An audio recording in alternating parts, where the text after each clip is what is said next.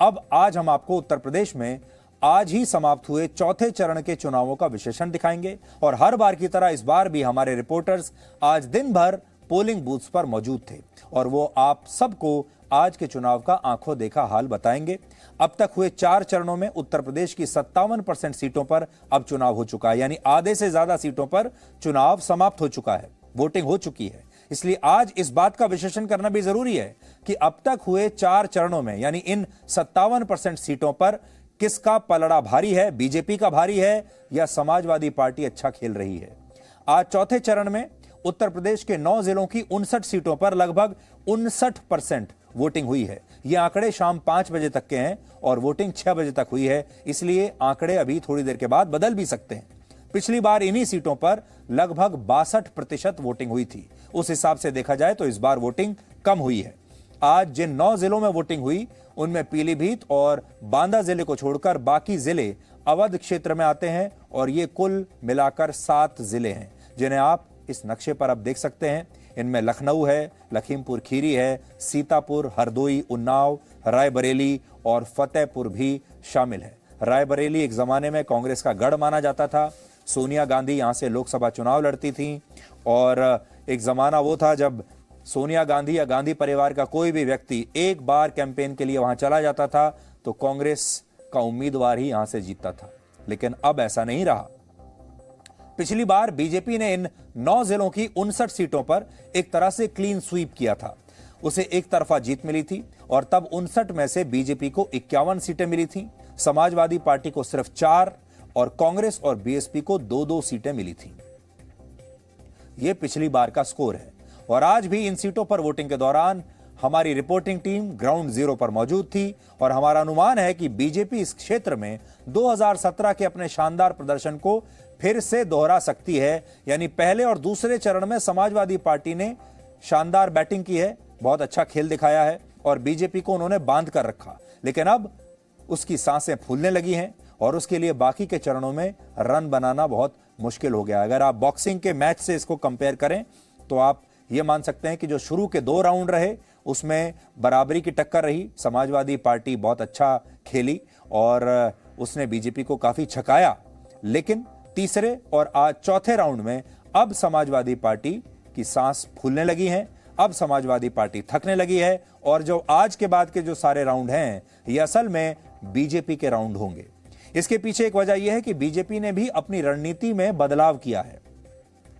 हमने आपको बताया था कि पहले और दूसरे चरण में कैसे अखिलेश यादव ने केवल मुस्लिम प्लस यादव वोट बैंक के फॉर्मूले पर निर्भर न रहकर अपनी राजनीति की लैब में एक नया फॉर्मूला तैयार किया था जिसमें वो अलग अलग जातियों को संगठित करके एक नया वोट बैंक बनाना चाहते थे। यानी ये जो MY फॉर्मूला था, मुस्लिम प्लस यादव, इसको उन्होंने और एक्सपेंड किया, इसका विस्तार किया और इस MY में उन्होंने J plus S, M plus K plus G ये सब उन्होंने इसमें ऐड कर दिया था। ये फॉर्मूला है क्योंकि इसमें मुस्लिम plus Yadav plus Jat plus Saini plus Maurya plus Kurmi और प्लस गुर्जर, इन सारे वोट बैंकों को उन्होंने इसमें शामिल कर लिया था। यह नया फॉर्मूला था अखिलेश यादव का, लेकिन हमारा आकलन है कि तीसरे और चौथे चरण में यह फॉर्मूला अखिलेश यादव का ज्यादा चला नहीं, क्योंकि बीजेपी ने इसके जवाब में एक और नया फॉर्मूला तैयार कर लिया और यह फॉर्मूला है T प्लस B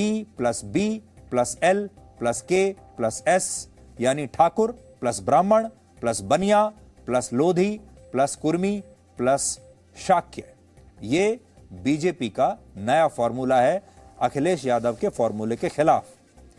आज के चरण में बीजेपी के 17 उम्मीदवार ओबीसी समुदाय के हैं, 16 दलित हैं, 9 ब्राह्मण, 9 ठाकुर, 6 बनिया और कायस्थ समाज और 1 सिख धर्म से है। इसके अलावा एक प्रत्याशी खत्री समाज से भी था। यानी इस चरण में बीजेपी की सोशल इंजीनियरिंग ने अखिलेश यादव के समीकरणों को उलझा दिया है। अखिलेश यादव ने भी अच्छी सोशल इंजीनियरिंग की थी, लेकिन इस बार आज की जो इंजीनियरिंग रही है उसमें बीजेपी के जो इंजीनियर्स हैं वो बाजी मार ले गए। अगर आज के वोटिंग पैटर्न की बात करें तो इसे आप 5 पॉइंट्स में समझ सकते हैं। पहला पॉइंट, ग्राउंड जीरो के दौरान हमारी टीम ने जो देखा उसके आधार पर हमारा आकलन है कि इस चरण में बीजेपी ने शानदार प्रदर्शन किया है और बीजेपी को हिंदुओं और खास तौर पर पिछड़ी जातियों के वोट संगठित रूप से मिले हैं। यानी कई गांवों ने एक साथ बीजेपी के पक्ष में वोटिंग की। गांव के गांव बीजेपी के पक्ष में चले गए, जबकि अखिलेश यादव की समाजवादी पार्टी को इन सीटों पर ज्यादा फायदा नहीं मिला और यह बात उनकी चिंता बढ़ा सकती है। अखिलेश यादव इस बात को जानते थे और इसीलिए उन्होंने इस चरण में मुस्लिम और यादव समुदाय के उम्मीदवारों को कम टिकट दिए थे, लेकिन इस बार उनकी यह सोशल इंजीनियरिंग ज्यादा प्रभावशाली नहीं रही। दूसरा पॉइंट यह है कि पहले और दूसरे चरण के बाद अब बीजेपी को बाकी के चरणों में ज्यादा नुकसान नहीं हो रहा। उनको जो चोट खाने का समय था वो अब जा चुका है और बीजेपी लखनऊ, बनारस, इलाहाबाद और गोरखपुर जैसे जिलों में पिछले जैसा शानदार प्रदर्शन फिर से दोहरा सकती है। यानी इन जिलों में बीजेपी को नुकसान ना के बराबर होने की उम्मीद है। तीसरा पॉइंट, चौथे चरण में समाजवादी पार्टी के मुस्लिम प्लस यादव फैक्टर पर बीजेपी का मोदी प्लस योगी फैक्टर भारी पड़ा है। अगला पॉइंट यह है कि आज कांग्रेस के गढ़ माने जाने वाले रायबरेली में भी वोटिंग हुई, जहां कुल मिलाकर 5 सीटें हैं। पिछली बार कांग्रेस ने पूरे यूपी में जो 7 सीटें जीती थी, उनमें 2 सीट कांग्रेस को इसी जिले से मिली थी। लेकिन हमारा अनुमान है कि इस बार कांग्रेस रायबरेली में अपनी इन 2 सीटों को भी गंवा देगी, बचा नहीं पाएगी, क्योंकि यहां मुकाबला अब बीजेपी और समाजवादी पार्टी के बीच दिखाई दे रहा है। सीधा मुकाबला, यानी कांग्रेस मुकाबले में ही नहीं है। कांग्रेस अध्यक्ष सोनिया गांधी रायबरेली से सांसद हैं, लेकिन इस बार उन्होंने रायबरेली जाकर चुनाव प्रचार ही नहीं किया और प्रियंका गांधी वाड्रा भी कुछ खास कमाल नहीं कर पाई और राहुल गांधी ने अपने आप को उत्तर प्रदेश के चुनाव प्रचार से काफी हद तक दूर रखा है। राहुल गांधी भी वहां नजर नहीं आए, यानी उन्होंने सब कुछ प्रियंका गांधी वाड्रा पर छोड़कर रखा है। और प्रियंका गांधी वाड्रा ने मेहनत तो बहुत की, इसमें कोई शक नहीं है, दिन रात एक लगा दिया, लेकिन दुर्भाग्य यह है कि कांग्रेस को फायदा नहीं हुआ। और पांचवा और आखिरी पॉइंट यह है कि आज अवध के 7 जिलों में वोटिंग हुई है और वहां राम मंदिर का मुद्दा बहुत अहम रहा है। और एक बात और है, आज कुछ सीटों पर प्रत्याशियों के नाम पर वोट नहीं पड़े, बल्कि वोट पड़े हैं योगी और अखिलेश के नाम पर। और ऐसा हमारा आकलन है कि चौथे चरण की कुछ सीटों पर कांटे की टक्कर भी हो सकती है और यहां कई सीटें ऐसी होंगी जहां हार जीत का अंतर 500 से 1000 वोटों के बीच हो सकता है। कुल मिलाकर समाजवादी पार्टी पहले से ज्यादा अच्छा लड़ी है आज के फेज में भी, लेकिन बीजेपी को बहुत ज्यादा नुकसान नहीं कर पाएगी। इसके अलावा उन्नाव और लखीमपुर खीरी में बीजेपी और समाजवादी पार्टी के बीच सुपर ओवर की स्थिति बन सकती है। अगर उत्तर प्रदेश में अब तक हुई वोटिंग की बात करें तो अब तक 45 जिलों की 231 सीटों पर वोटिंग हो चुकी है, यानी 57% सीटों पर वोटिंग हो चुकी है। सरकार बनाने के लिए 403 में से जो 202 सीटें चाहिए, उससे भी ज्यादा सीटों पर वोट डल चुके हैं और अब आगे के जो चरण बचे हैं वो एक बॉक्सिंग राउंड की तरह होंगे, जिनमें 30 जिलों की 172 सीटों पर वोटिंग होगी। इनमें 8 जिले अवध के हैं और 22 जिले पूर्वांचल के हैं। और अगर अब तक हुए 4 चरणों की वोटिंग का सार आपको बताएं तो वो ये है कि अब बीजेपी के सामने ज्यादा चुनौती नहीं बची है, क्योंकि अब समाजवादी पार्टी के सारे कारतूस समाप्त हो चुके हैं, खत्म हो चुके हैं। अब उसकी बंदूक में ज्यादा गोलियां बची नहीं है और अब बीजेपी की जो बंदूक है वो पूरी भरी हुई है अभी भी। और इन चरणों में वोट जाति और धर्म से ज्यादा मोदी और योगी के नाम पर पड़ सकते हैं। इसके अलावा आने वाले 3 चरणों में बीजेपी और समाजवादी पार्टी के गठबंधन के सहयोगी दलों की अग्नि परीक्षा भी होगी, क्योंकि चुनाव धीरे धीरे पूर्वांचल की तरफ अब प्रस्थान कर रहा है।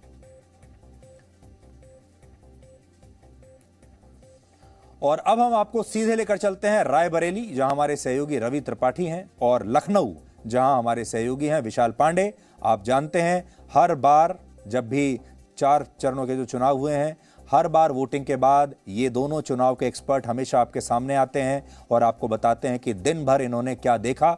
और इस समय टीवी इंडस्ट्री में इनसे सटीक आकलन आपको और कहीं देखने को मिलेगा नहीं।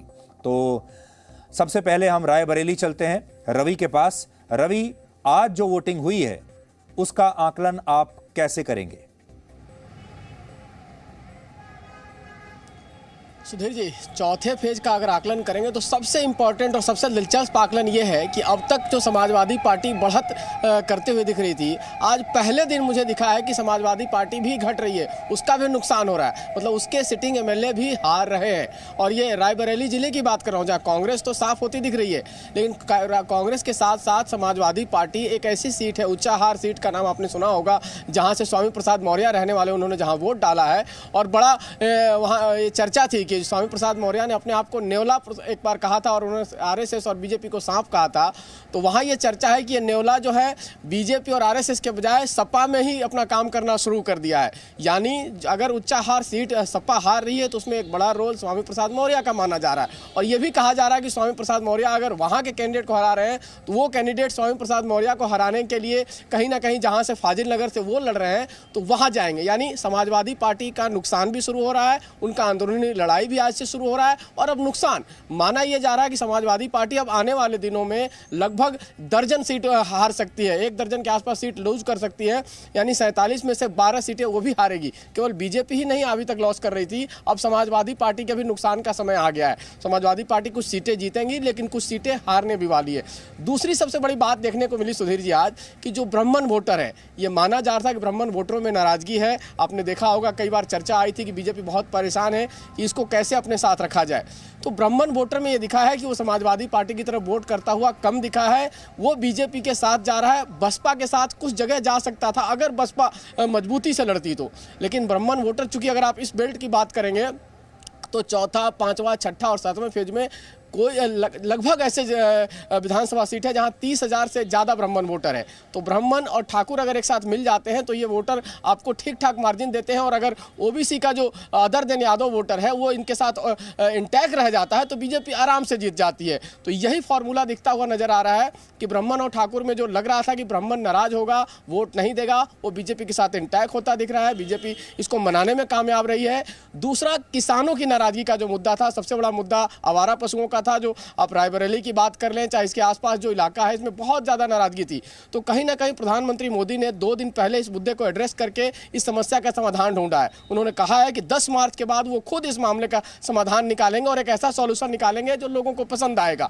तो लोगों को एक भरोसा चाहिए था कि इसका समाधान निकलेगा, वो भरोसा मिल गया है। किसानों की नाराजगी का, ब्राह्मणों को जो नाराजगी थी कहीं ना कहीं ठाकुर सरकार होने से उनको जो दिक्कतें हो रही थी, उनको लग रहा है कि कहीं ना कहीं उनके मामले को एड्रेस किया जाएगा, आगे दिक्कत नहीं होगी। तो ब्राह्मण वोटर इंटैक हो रहा है। और ओबीसी में जो चंक टूटता हुआ नजर आ रहा था, अखिलेश यादव के बारे में कहा जा रहा है कि जो गलती बीजेपी ने की पश्चिम के इलाके में सीट बंटवारे में, वही गलती अखिलेश यादव ने पूरब में की है।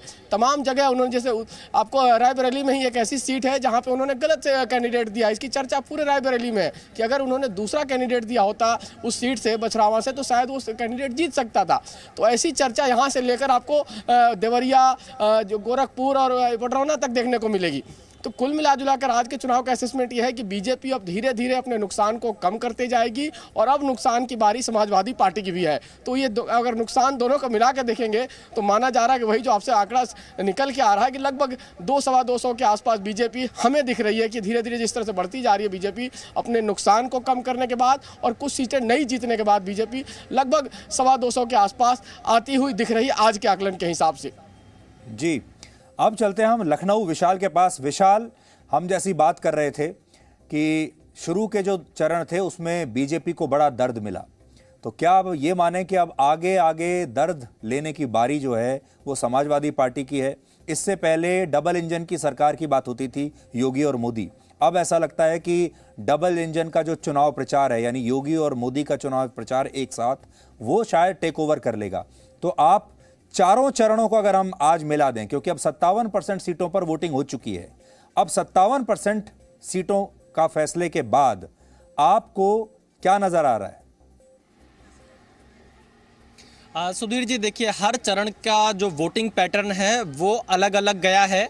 पहले चरण में बीजेपी के सामने मुश्किलें जरूर आई, लेकिन वहां पर 50-50 का मुकाबला दिखाई दिया है। अगर हम दूसरे चरण की बात करें तो दूसरे चरण में समाजवादी पार्टी बहुत बेहतर करती हुई नजर आई बीजेपी की अपेक्षा। और अगर हम तीसरे चरण में पहुंचते हैं तो तीसरे चरण में बीजेपी ने अपने प्रदर्शन को काफी हद तक बचाया है, क्योंकि ये यादवलैंड कहलाता था, और अपने नुकसान को बचाया है। हालांकि समाजवादी पार्टी ने अपने गढ़ को भी तीसरे चरण में बचाया है, जिसमें मैनपुरी, इटावा, औरैया और कन्नौज जैसे जिले आते हैं। और बाकी की सीटों पर वहां बीजेपी के लिए जो जिले बचते हैं, जैसे कानपुर शहर, कानपुर देहात, फर्रुखाबाद, एटा, इसके अलावा बुंदेलखंड के जो 5 जिलों में तीसरे चरण में वोटिंग हुई थी, वो बीजेपी के लिए काफी हद तक बेहतर थे। लेकिन जब हम चौथे चरण में पहुंचते हैं तो चौथे चरण में ये जो चौथे चरण का फेज है, इसमें काफी हद तक बीजेपी के लिए शुभ समाचार मिल सकता है। लेकिन यहां पर भी कुछ ऐसे जिले हैं जैसे पीलीभीत, सीतापुर और रायबरेली। इन 3 जिलों में अगर हम देखें तो सपा ने बेहतर प्रदर्शन किया है 2017 के मुकाबले। और अगर हम लखनऊ की बात करें, साथ ही साथ उन्नाव, फतेहपुर, बांदा, इन जिलों में बीजेपी ने अपने 17 के प्रदर्शन को दोहराते हुए यहां पर दिखाई दे रही है। लेकिन अगर हम और आगे बढ़ते हैं, क्योंकि चारों चरण के जो मुद्दे हैं सुधीर जी, वो बदलते जा रहे हैं। यहां पर दोनों ही दलों के अपने प्लस पॉइंट भी हैं और माइनस पॉइंट भी हैं। अगर हम बीजेपी के प्लस पॉइंट की बात करें तो सबसे बड़ा चेहरा प्रधानमंत्री नरेंद्र मोदी का है, जिन्होंने अपनी रैलियां उत्तर प्रदेश में बढ़ा दी है। और अगर हम यूपी में घूमते हैं तो मोदी के खिलाफ हमें कोई एंटी इनकम्बेंसी दिखाई नहीं पड़ती है। दूसरा, अगर हम बीजेपी के का जो मजबूत पक्ष है उसको बताएं तो उसमें कानून व्यवस्था का मुद्दा आता है, फ्री राशन का मुद्दा आता है। लेकिन अगर बीजेपी के नेगेटिव पॉइंट को हम यहां पर देखें, जो चुनाव में उनके खिलाफ मुद्दा बन रहा है, उसमें सबसे बड़ा मुद्दा आवारा पशुओं का बना। और बीजेपी के कार्यकर्ताओं की सक्रियता थोड़ा कम होना, यह एक बड़ा मुद्दा बीजेपी के लिए रहा, और टिकटों का कम कट पाना। वहीं अगर हम समाजवादी पार्टी की बात करें, जो समाजवादी पार्टी का प्लस पॉइंट यहां पर रहा कि बीजेपी के विरोध का जो वोट था वो सेंट्रलाइज्ड हो जाना, उसे बीएसपी और कांग्रेस की तरफ अखिलेश यादव ने नहीं जाने दिया। दूसरा, अगर हम इसमें देखें तो राज्य सरकार की जो एंटी इनकम्बेंसी थोड़ी बहुत रहती है, उसका सीधा फायदा अखिलेश ने लेने की कोशिश की। और अगर चुनावी मुद्दों में देखें तो पुरानी पेंशन और 300 यूनिट फ्री बिजली अखिलेश के लिए एक बड़ा मुद्दा रहा। लेकिन अगर समाजवादी पार्टी के नेगेटिव पॉइंट्स की बात करें इस पूरे चुनाव में, तो वो एक सबसे बड़ा ये रहा कि जहां प्रधानमंत्री मोदी रैलियां कर रहे हैं, योगी रैलियां कर रहे हैं, अमित शाह रैलियां कर रहे हैं, जेपी नड्डा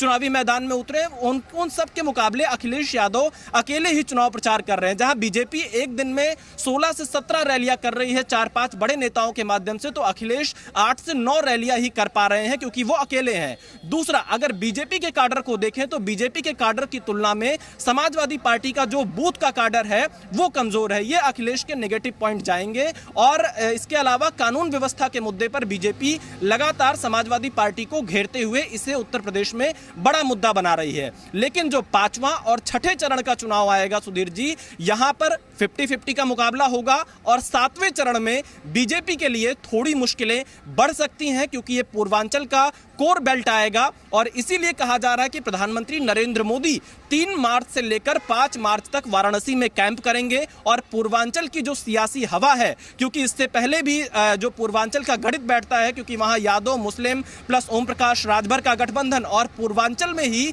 बीजेपी ने भी पूरा सोशल इंजीनियरिंग तैयार कर रखा है, क्योंकि बीजेपी को इस बात का पूरा अंदाजा है कि 7वें चरण में उनको नुकसान हो सकता है। इसीलिए अपने दर्शकों को हम ये बता देते हैं कि जो दर्शकों को समझने वाली बात है वो ये है कि बीजेपी बहुत ही बड़ा संगठन है। बीजेपी चुनाव लड़ने वाली एक बहुत विशाल मशीन है। बीजेपी के पास बहुत बड़ा इंजन है और उसके पास बड़े बड़े नेता हैं, संगठन है ग्राउंड पर। तो इस समय प्रधानमंत्री मोदी खुद उतरे हुए हैं ग्राउंड जीरो पर। दिन में 2-2 रैलियां कर रहे हैं। अमित शाह रोड शो कर रहे हैं, रैलियां कर रहे हैं। और योगी आदित्यनाथ लगातार चुनाव प्रचार कर रहे हैं। और जेपी नड्डा भी चुनाव प्रचार कर रहे हैं। बीजेपी के पास नेताओं की कमी नहीं। और अब तो खुद प्रधानमंत्री मोदी फुल टाइम अब चुनाव प्रचार में लग गए हैं उत्तर प्रदेश में। तो ये एक बहुत बड़ी बात है जिससे बीजेपी को फायदा हो रहा है। उधर Akhilesh Yadav, Samajwadi party one man show है। सिर्फ अखिलेश यादव अकेले हीरो हैं। सोलो हीरो वाली वो पिक्चर है और उसमें सिर्फ अखिलेश यादव के बाद दूसरा नेता आपको दिखाई नहीं देगा। इसलिए उनकी अपनी लिमिटेशन है कि वो दिन में कितनी जगहों पर चुनाव प्रचार कर सकते हैं।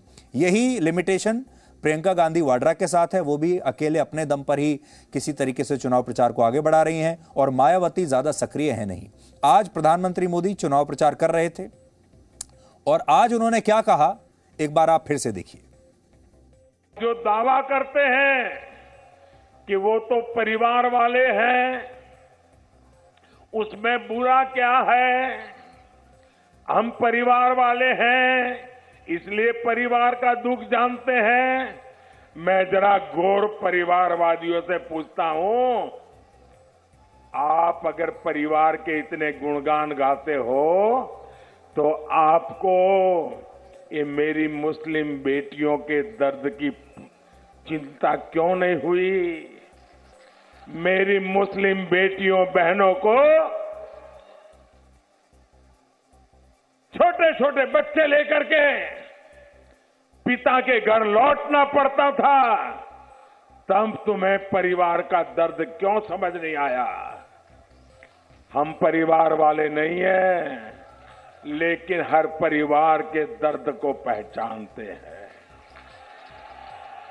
क्योंकि पूरा हिंदुस्तान हमारा परिवार है, पूरा उत्तर प्रदेश मेरा परिवार है, आप सब मेरे परिवार के हैं।